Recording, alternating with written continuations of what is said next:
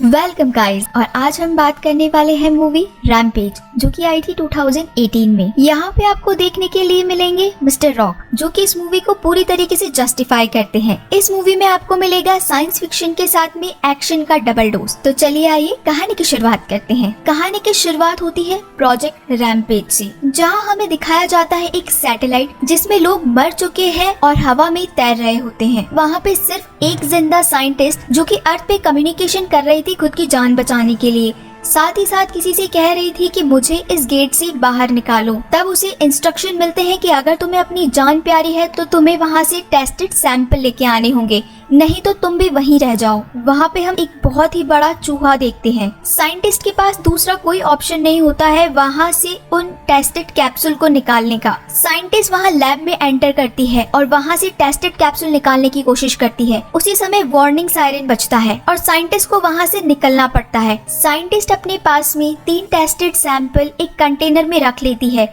और वहाँ से बाहर निकलने की कोशिश करती है और कांटेक्ट करती है कि अब तुम दरवाजा खोलो। वादे के मुताबिक आगे से कम्युनिकेशन पे दरवाजा खुल जाता है। साइंटिस्ट अपने एस्केप कैप्सूल में बैठती है और वहाँ से निकल जाती है। अर्थ क्रस्ट में एंटर करने से पहले ही उस साइंटिस्ट का एस्केप कैप्सूल ऑर्बिट पे ही बहुत बुरी तरीके से ब्लास्ट हो जाता है। ऑर्बिट पे ब्लास्ट होने के कारण उसमें रखे 3 सैंपल अर्थ में एंटर कर जाते हैं। वो 3 सैंपल अलग अलग जगह पे गिरते हैं। एक सैंपल जू में गिरता है जिसे गोरिल्ला इनहेल करता है। दूसरा सैंपल गिरता है फॉरेस्ट में जिसे एक वुल्फ इनहेल करता है। तीसरा सैंपल गिरता है पानी में और उसे इनहेल करता है एक क्रोकोडाइल। कहानी में आगे दिखाया जाता है हमारे हीरो डेविस को, जो कि इंटर्नशिप करने आए बाकी लोगों को अपने जू में लेके जाता है जहाँ पे गोरिल्ला रहते थे। वहीं बाकी सब मिलके एक व्हाइट गोरिल्ला को देखते हैं, जो कि है एक अल्बाइनो गोरिल्ला। ये गोरिल्ला एक रेयर गोरिल्ला है जो कि अपने स्पीशीज में सिर्फ और सिर्फ एक बचा था। साथ ही साथ हम देखते हैं कि वो सबसे इंटेलिजेंट गोरिल्ला में से एक माना जाता था, क्योंकि वो साइन लैंग्वेजेस में बात करता था। हम यहाँ देखते हैं कि डेविस उस गोरिल्ला से बात कर रहा होता है जिसका नाम होता है जॉर्ज। डेविस अपने जानवरों से बहुत ही प्यार करता था और साथ ही उन पे बहुत विश्वास करता था। जॉर्ज भी डेविस की हर बात माना करता था। नेक्स्ट डे हमें दिखाया जाता है कि डेविस के पास कुछ इन्फॉर्मेशन आती है और वो इन्फॉर्मेशन होती है कि उसके जॉर्ज ने एक बहुत ही बड़े बियर पे अटैक कर दिया है। वो बियर इतना पावरफुल था कि जॉर्ज उस पे हमला कभी भी नहीं कर सकता था, लेकिन फिर भी जॉर्ज ने उस बियर को मार गिराया होता है। जॉर्ज उसे जब देखने के लिए वहाँ पहुँचता है तो वो फील करता है कि जॉर्ज बहुत ही अलग बिहेव कर रहा है। डेविस के पूछने पे जॉर्ज बताता है कि उसने वो हमला इसलिए किया था क्योंकि वो डर गया था।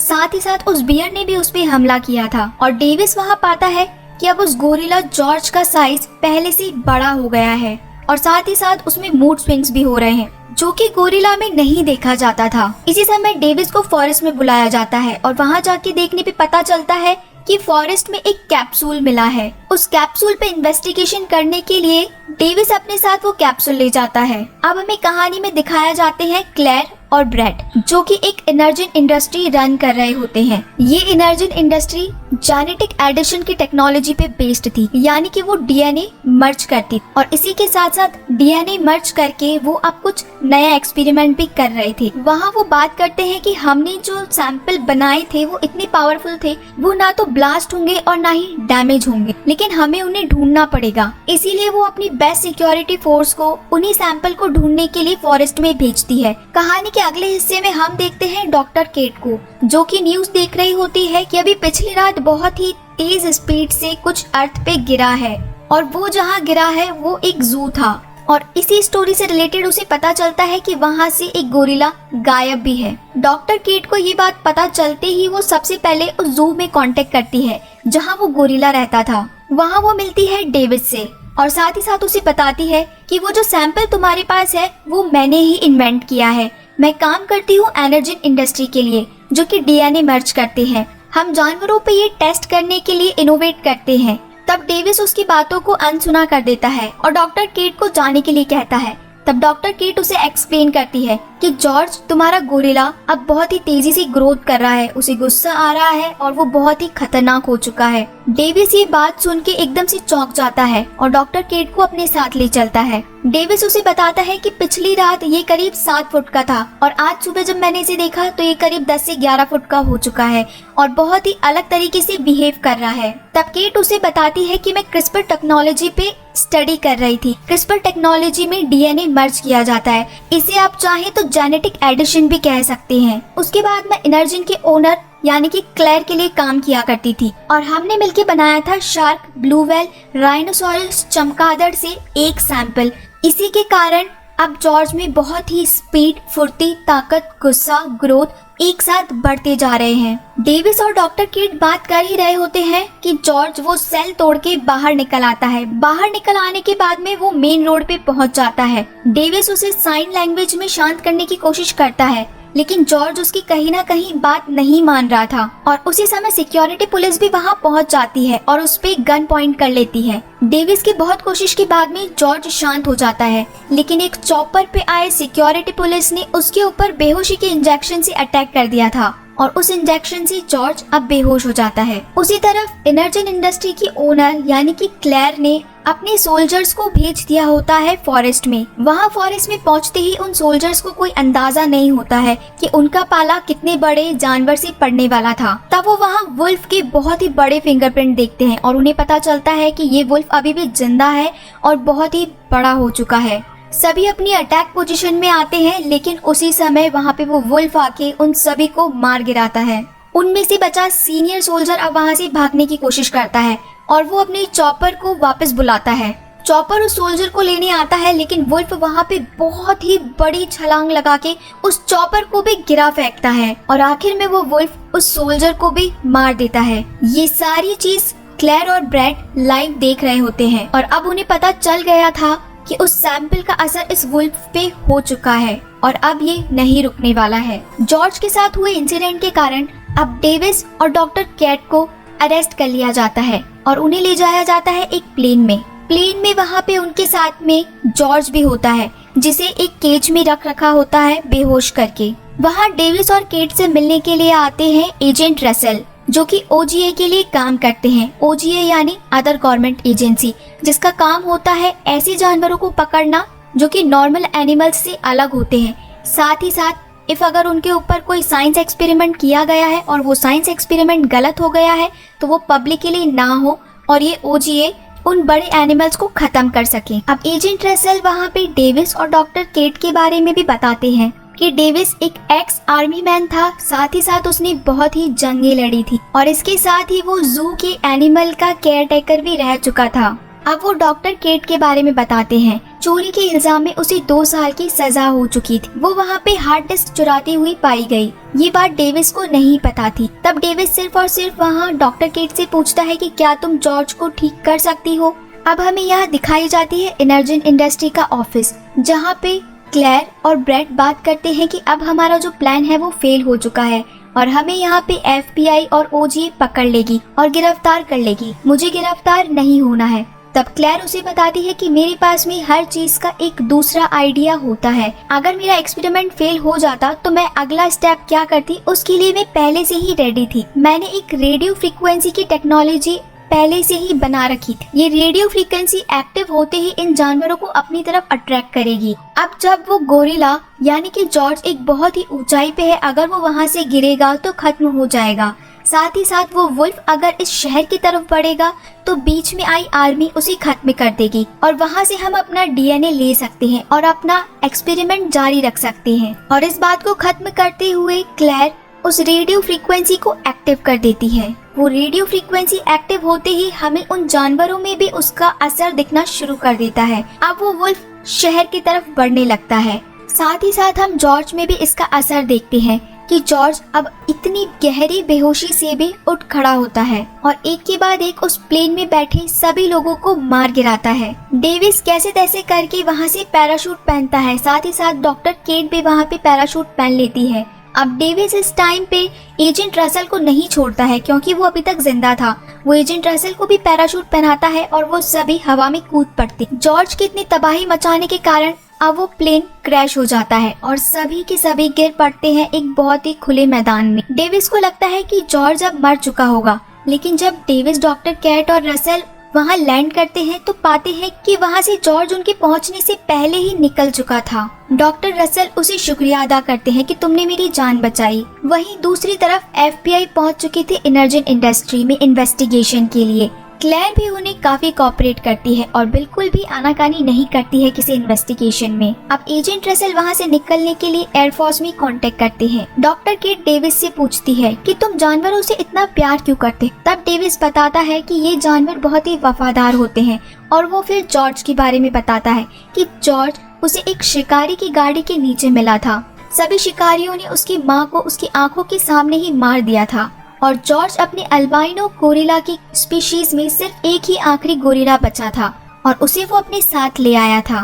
तब डॉक्टर केट भी अपनी हिस्ट्री के बारे में बताती है कि वो कैसे क्रिस्पर पे स्टडी कर रही थी। उसका एक भाई था जो कि काफी बीमार था। वो क्रिस्पर की टेक्नोलॉजी की मदद से DNA मर्ज करके अपने भाई को ठीक करना चाहती, लेकिन उसे बाद में पता चलता है कि जहाँ वो काम करती है यानी कि इनर्जिन इंडस्ट्री की ओनर क्लेयर ने उसके सारे एक्सपेरिमेंट गलत चीजों के लिए इस्तेमाल कर रही थी। साथ ही साथ वो इन DNA को गलत तरीके से यूज भी कर रही थी। अपने उन्हीं एक्सपेरिमेंट को डिस्ट्रॉय करने के लिए वो उस टाइम हार्ड डिस्क लेने के लिए गई थी और क्लेयर ने उसे वहीं पे गिरफ्तार करवा लिया था। उसके कुछ समय बाद में भी डॉक्टर केट के भाई की मौत हो जाती है। अब वहाँ से डेविस, डॉक्टर केट और एजेंट रसल को एयरफोर्स बेस पे ले जाया जाता है। वहाँ पे उन्हें मिलते हैं कर्नल और वो उन्हें इन तबाही के लिए दोष देते हैं और ये भी बताते हैं कि अब वो उनके ऊपर बहुत ही बड़ा हमला करने वाले हैं। तब डेविस बताता है कि इसमें इस निर्दोष जानवर की कहीं से भी कोई गलती नहीं है और ये जानवर जो अब इतनी तेजी से शहर की तरफ बढ़ रहे हैं, ये किसी भी तरीके का कोइंसिडेंस नहीं है, बल्कि इन्हें बुलाया जा रहा है। डॉक्टर केट इस बारे में बताती है कि हमने इनर्जिन के अंदर इस चीज का इनोवेशन पहले ही कर रखा था कि अगर किसी भी तरीके की गलती हो तो हम उन्हें रेडियो फ्रीक्वेंसी की मदद से अपने पास बुला सके और ये जानवर यही कर रहे हैं, यानी कि इसे फॉलो कर रहे हैं और शहर की तरफ बहुत तेजी से बढ़ रहे हैं। और आप जो गोलीबारी करेंगे इन जानवरों पे इनका बिल्कुल भी असर नहीं पड़ेगा, इसके बजाय शहर भी तबाह होगा। आप हमें मौका दीजिए ताकि हम एंटीडोट ला सके और इन जानवरों को और शहर को बचा सके। तब कर्नल उनकी बिल्कुल भी बात नहीं मानता है। डेविस और डॉक्टर केट के पास अब दूसरा कोई उपाय नहीं होता है ये तबाही बचाने का। तब वो वहाँ जाके मेडिकल चॉपर लेके वहाँ से निकल पड़ते हैं। एजेंट रसल भी अब डेविस और डॉक्टर केट का साथ देते हैं। वुल्फ शहर में पहुँचता इससे पहले कर्नल ने रास्ते में ही बहुत ही बड़ी आर्मी लगाई थी। वुल्फ वहाँ आके उस आर्मी को एक ही झटके में खत्म कर देता है और देखते ही देखते वहाँ पे कोई भी सोल्जर नहीं बचता है। इससे कर्नल को अंदाजा हो जाता है कि अब उसका पाला किसी छोटे मोटे जानवर से नहीं पड़ा है और साथ ही साथ वो स्पेशल बॉम्ब को लॉन्च करने का आदेश दे देता है। तब एजेंट रसल उसे मना करता है कि आप ऐसा मत करिए, इससे वो जानवर तो तबाह हो जाएंगे, लेकिन ये शहर पूरा का पूरा अभी तक खाली नहीं हुआ है, ये शहर भी खत्म होगा, साथ ही साथ हमारे पास किसी तरह का कोई सबूत नहीं बचेगा। उस समय भी कर्नल उनकी बात नहीं मानता है और आदेश जारी कर देता है। तब हम आगे देखते हैं डेविस और डॉक्टर केट उस चॉपर से शहर में पहुंच चुके थे और वहां पे होने वाली तबाही देख रहे थे कि किस तरीके से उसका एक शांत सा जॉर्ज अब एक बड़ा सा दानव का रूप ले चुका था और वो वुल्फ भी शहर में बुरी तरीके से तबाही कर रहा था। और उस समय बची कुछ कसर उस पानी वाले जानवर ने पूरी कर दी थी। वो देखते हैं कि पानी में बहुत ही तेज हलचल हो रही थी और वहां से निकलता है एक बहुत ही बड़ा क्रोकोडाइल जिस पे उस टेस्टेड कैप्सूल का असर हो चुका था। अब वहां पे सभी आर्मी उन तीनों जानवरों को रोकने की कोशिश करती है, लेकिन वो तीनों जानवर इस सभी आर्मी को अपने हाथों पैरों से कुचलते हुए बस आगे बढ़ रहे थे, यानी कि मानो जो भी चीज उनके आगे आ रही थी वो सबको तबाह करके उस रेडियो फ्रीक्वेंसी की तरफ पहुंचना चाहते थे। इसी समय एजेंट रसल को ये भी पता चलता है कि FBI ने एनर्जिन इंडस्ट्री की सारी इन्वेस्टिगेशन पूरी कर ली है, सभी सर्वर्स का पता चल चुका है, लेकिन सिर्फ एक सर्वर बचा है जिसका पासवर्ड क्लेयर और ब्रेड को ही मालूम है। इसके साथ एजेंट रसल डेविस को भी ये बात बताते हैं कि कैसे कर्नल ने वो स्पेशल बॉम्ब लॉन्च कर दिया है जो कि आधे घंटे के अंदर अंदर फट जाएगा। तुम्हें वहाँ से निकलना होगा या फिर एंटीडोट से ये सब रोकना पड़ेगा। तब डेविस और डॉक्टर केट भी एनर्जिन इंडस्ट्री पहुंच जाते हैं। अब उन्हें जाना होता है 85th फ्लोर पे। वहाँ पे उन्हें एंटीडोट की तलाश होती है। वो उसे खोजने की बहुत कोशिश करते हैं, लेकिन उससे पहले ही FBI आके वहाँ से सारी हार्ड डिस्क ले जा चुकी। डॉक्टर केट वहाँ काम किया करती, इसी चीज का उसे फायदा मिलता है और उसे वो फाइल ढूंढने में मदद मिलती है जिसमें RPG के अंदर एंटीडोट्स रखे। आखिरकार डॉक्टर केट को वो एंटीडोट मिल ही जाते हैं, लेकिन वहाँ से निकलने से पहले ही वहाँ पे क्लेयर और ब्रेड पहुँच जाते हैं गन लेके और डॉक्टर केट से वो सारे के सारे एंटीडोट ले लेते हैं। लेकिन उन्हीं की नजर बचा के डॉक्टर केट एक एंटीडोट अपने पास रख लेती है। अब क्लेयर वहाँ पे डॉक्टर केट को गन दिखा के कहती है कि तुम्हें हमारे साथ चलना पड़ेगा। साथ ही साथ वो डेविस को भी शूट कर देती है। अब वो सभी अपने ऑफिस के सबसे ऊपरी छोर पे जाते हैं जहाँ चॉपर खड़ा था, लेकिन उनके निकल भागने से पहले ही वहाँ पे वो बड़ा सा गोरिल्ला यानी कि जॉर्ज पहुंच जाता है। वो चॉपर को टुकड़े टुकड़े करके क्लेयर पे और डॉक्टर केट पे फेंकने ही वाला होता है कि डेविस वहां आके डॉक्टर केट की जान बचा लेता है। अब जॉर्ज उस रेडियो फ्रीक्वेंसी से निकलने वाली बहुत ही तेज इरिटेटिंग आवाज को खत्म करने के लिए उस पूरे के पूरे टावर को तोड़ने लगता है। अब वहाँ पे डेविस और डॉक्टर केट प्लान बनाते हैं कि कैसे भी करके हमें ये एंटीडोट जॉर्ज को देना चाहिए ताकि वो बाकी दो जानवरों को मार सके। तभी वहाँ क्लेयर पहुँच जाती है गन के साथ में और वो जैसे ही डॉक्टर केट को और डेविस को शूट करने ही वाली होती है कि डेविस बहुत ही जोर से आवाज लगाता है जॉर्ज। जॉर्ज का ध्यान पड़ जाता है क्लेयर पे और उसी समय डॉक्टर केट वो आखिरी एंटीडोट डाल देती है क्लेयर के पर्स में और वो उसे सीधा उठा के खा जाता है। क्लेयर के साथ साथ में उसके पर्स में रखा एंटीडोट भी अब जॉर्ज के अंदर होता है और डॉक्टर केट उसके एक्टिव होने का वेट करते हैं। वो एंटीडोट का इस्तेमाल इसलिए किया जाता है कि ये बड़ा सा जानवर अपनी पहली पोजीशन में तो नहीं आ सकता है, लेकिन वो जिस तरीके से अभी गुस्सा है और अग्रेशन में है उसका अग्रेशन कंट्रोल हो सके, साथ ही साथ वो अपने पहले मेंटल स्टेटमेंट में आ सके। अब वहाँ एजेंट रसल भी उसी बिल्डिंग में पहुँच जाते हैं और वहाँ से भाग रहे ब्रेड की बेवकूफी का फायदा उठाते हैं। वो ब्रेड को कहते हैं कि तुम इतना भारी सामान लेके भाग नहीं पाओगे, तो एक काम करो, ये सामान मुझे दे जाओ और तुम यहाँ से जाओ, मैं तुम्हें जाने दूंगा और गिरफ्तार भी नहीं करूंगा। तब वहाँ पे ब्रेड अपनी सारी के सारी एविडेंस जो कि एक लैपटॉप में रखे होते हैं और साथ ही साथ वो चूहा जिसपे एक्सपेरिमेंट होते थे, डॉक्टर रसल को थमा के बाहर निकल जाता है और बाहर निकलते ही उस बिल्डिंग का मलबा आके गिरता है उस पे और वो खत्म हो जाता है। अब इस समय हम देखते हैं कि वो वुल्फ और वो क्रोकोडाइल भी उस पूरी बिल्डिंग को बिल्कुल चकनाचूर करके ऊपर पहुंच ही जाते हैं और वो बिल्डिंग इतनी ज्यादा तबाह होने के कारण गिरने ही वाली होती है। तभी डेविस और डॉक्टर केट बैठ जाते हैं एक चॉपर में जो कि ऑलमोस्ट क्रैश ही होता है, लेकिन वो उसका फायदा उठाते हैं कि हमें बस ऊपर हवा में ही रहना है और कुछ ही सेकंड्स बाद में वो बिल्डिंग गिर जाती है बहुत ही बुरी तरीके से, लेकिन डेविस और डॉक्टर कैट बच जाते हैं। और अब वो देखते हैं जॉर्ज को। डेविस अपने साइन लैंग्वेज में जॉर्ज से बात करने की कोशिश करता है कि कैसे भी करके बस जॉर्ज उसकी बात माने। इससे डेविस को पता चल जाएगा कि अब जॉर्ज अपने पुराने मेंटल स्टेटमेंट में है और होता भी यही है। जॉर्ज अब डेविस पे हंस रहा होता है, मजाक कर रहा होता है और साथ ही साथ वो अब डेविस से ये भी वादा करता है कि हम इन दोनों जानवर को मिलके मार देंगे। अब डेविस डॉक्टर केट को कहते हैं कि तुम यहाँ से जाओ और जल्द से जल्द एयरफोर्स वालों को बोलो कि ये स्पेशल बॉम्ब लॉन्च नहीं करे, हम यहाँ पे जल्द ही इन दोनों जानवरों को मार गिराएंगे। अब जॉर्ज और डेविस एक बहुत ही शानदार टीम बन के उन दोनों जानवरों के सामने खड़े होते हैं। हालांकि यहाँ पे जॉर्ज इतना पावरफुल नहीं था जितना कि वो बड़ा सा मगरमच्छ और वुल्फ था। अब इस फाइट सीक्वेंस में हम देखते हैं कि वो कैसे उस मगरमच्छ का ध्यान अपनी तरफ खींचता है, क्योंकि उस समय उसके पीछे खड़ा होता है वुल्फ और वो जैसे ही मगरमच्छ डेविस पे अटैक करने वाला होता है वहाँ से डेविस तो भाग जाता है और वो मगरमच्छ अटैक कर देता है उस वुल्फ पे। वो मगरमच्छ एक ही बार में उस वुल्फ की गर्दन उखाड़ फेंकता है और उस वुल्फ को मार देता है। अभी भी वहाँ पे वो मगरमच्छ जिंदा था। जॉर्ज इतना पावरफुल नहीं था कि वो अकेला मिलके उस मगरमच्छ को खत्म कर दे। डेविस उसका बहुत ज्यादा ध्यान भटकाता है और साथ ही साथ उसके ऊपर गन फायरिंग भी करता है, लेकिन इसका कुछ भी फायदा नहीं होता। डेविस जॉर्ज को वहाँ से जाने के लिए भी कहता है कि अगर मैं नहीं बच पाया तो एटलीस्ट तुम तो अपनी जान बचा के यहाँ से भागो, लेकिन ऐसा नहीं होता है। ना तो वहाँ से डेविस हिलता है और ना ही वहाँ से जॉर्ज जाता है। वो क्रोकोडाइल बहुत ही तेजी से अपनी पूंछ उठा के एक बिल्डिंग पे मारता है। वो जॉर्ज को भी बहुत ही बुरी तरीके से घायल कर रहा होता है। तब वहाँ डेविस के गले में बॉम्ब से बंधा एक बेल्ट होता है और वो क्रोकोडाइल के एक हिस्से में फेंक देता है। उस समय वहाँ ब्लास्ट भी होता है, लेकिन फिर भी वो क्रोकोडाइल अभी भी जिंदा था। अब उस क्रोकोडाइल का पूरा ध्यान डेविस की तरफ चला जाता है। वो क्रोकोडाइल अब डेविस को मारने के लिए बहुत ही तेजी से भागता है। डेविस वहाँ से बचने की बहुत ही कोशिश करता है। जैसे ही क्रोकोडाइल डेविस को खाने वाला होता है, जॉर्ज वहाँ आ जाता है एक बहुत ही ऊंची सी लकड़ी लेके, और वो सीधा डाल देता है उस क्रोकोडाइल की आंख में, और वो बहुत ही तेजी से उस आंख के अंदर वो लकड़ी घुसाता ही जाता है, और आखिरकार जॉर्ज उस मगरमच्छ को मार गिराता है। लेकिन इतना घायल जॉर्ज अब बच नहीं पाता है। हम देखते हैं कि कर्नल ने भी अब मिशन अबॉर्ट कर दिया था। डेविस को ये देख के बहुत ही ज्यादा दुख होता है कि वो अपने सबसे बेस्ट फ्रेंड को, यानी कि जॉर्ज, जो कि एक निर्दोष जानवर था जिसकी कहीं भी कोई गलती नहीं थी, और इन सब के बाद में भी जॉर्ज ने सबकी जान बचाई, इवन डेविस की भी जान बचाई। तब वहाँ डॉक्टर केट भी पहुँच जाती है, और वहाँ पे एक इमोशनल सा सीन क्रिएट होता है कि कैसे वो एक बड़ा सा जानवर भी आपकी आखिरी टाइम में भी केयर कर रहा है और खुद के बारे में ना सोच के इंसान की मदद कर रहा है।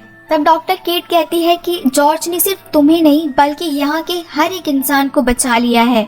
और उस समय वहाँ पे जॉर्ज एक बहुत ही प्यारी सी हरकत करता है, अपनी आँख खोलता है और वापस बंद कर देता है, और डेविस ये बात पकड़ लेता है, और डेविस उसे बहुत ही जोर से कहता है कि तुम्हें इस समय भी मजाक सूझ रहा है, तुम मेरे साथ ऐसा नहीं कर सकते, तुम हमेशा ऐसा करते हो। और जॉर्ज उसे अपनी मिडिल फिंगर दिखाता है, और जॉर्ज अब खड़ा हो जाता है, यानी कि वो घायल तो था लेकिन अभी भी खत्म नहीं हुआ था। और साथ ही साथ वो डेविस से हंसी मजाक की बातें करता है, और डेविस को कहता है कि तुम रो रहे थे और ये भी मैंने देखा। तब डेविस इस बात को नकार देता है कि नहीं, मैं थोड़ी ना रो रहा था। और यहीं पे हम देखते हैं कि जॉर्ज अब बिल्डिंग में से गिरने वाले लोगों की भी हेल्प कर रहा था और उन्हें नीचे उतार रहा था। और यहीं पे होता है कहानी का अंत। तो आप सभी को कैसी लगी ये कहानी मुझे जरूर बताइएगा, और अगर आपको ये कहानी पसंद आई हो तो प्लीज मेरे वीडियो को जरूर लाइक करिएगा, और साथ ही साथ चैनल सब्सक्राइब करना बिल्कुल मत भूलिएगा। तो मिलते हैं हम अब अगली मूवी में, तब तक के लिए thank you and bye bye.